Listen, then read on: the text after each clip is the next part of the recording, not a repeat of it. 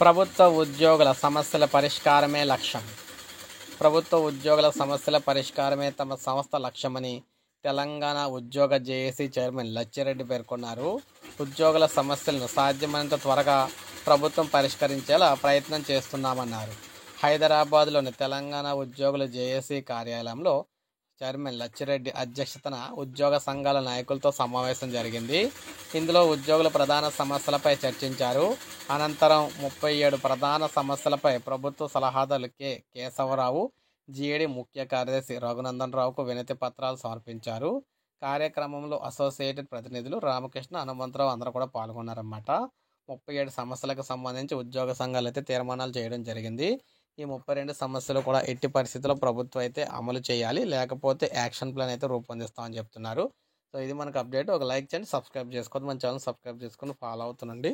అలాగే మన ఛానల్ ద్వారా ఉద్యోగ పెన్షనర్లకు సంబంధించి సమగ్ర సమాచారం అందిస్తూ ఉంటాం.